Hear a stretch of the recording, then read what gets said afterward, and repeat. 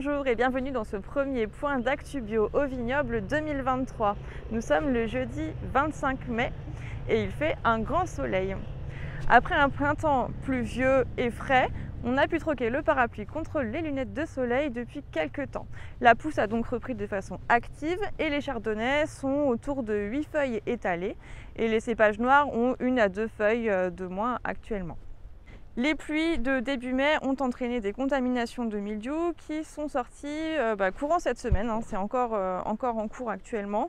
Et donc on a quelques taches qui apparaissent dans certains secteurs du vignoble. Ça reste des taches globalement éparses, localisées dans les pieds, mais dans quelques situations, il y a quelques taches au niveau de la zone des grappes.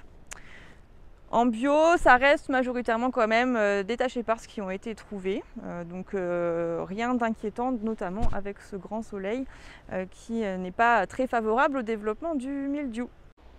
Concernant le risque odium, on est actuellement sur la 2e semaine d'observation sur feuilles. Pour l'instant, la situation est plutôt calme, dans le sens où une seule tache a été retrouvée sur le réseau bio des chambres d'agriculture à Beton. Cependant, les conditions de pousse active de la vigne du moment et les conditions météo qui redeviennent favorables à l'odium font qu'il faut rester vigilant et donc de ne pas trop tirer sur les cadences de renouvellement, de rester autour de 7-8 jours. En ce qui concerne les doses de soufre, il est encore possible de sous-doser légèrement les produits puisque la surface foliaire n'est pas à son maximum. Donc on peut envisager aux alentours un dosage aux alentours de 3/4 de dose à adapter en fonction des situations. Concernant les températures, si les températures de la semaine prochaine sont un peu plus élevées qu'annoncées, supérieures à 25-26 degrés, évitez les produits à base de terpènes pour éviter tout risque de brûlure.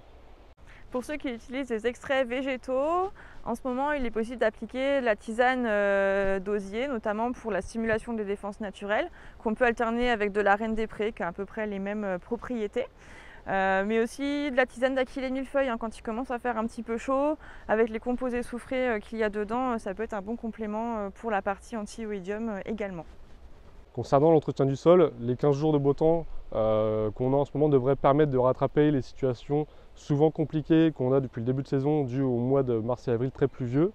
Dans les situations où vraiment on a une pousse d'herbe qui est compliquée à gérer, notamment sous le rang avec parfois des gros volumes de graminées, un passage en rattrapage avec des tondeuses intercept peut être envisagé pour permettre un meilleur passage par la suite avec des lames intercept.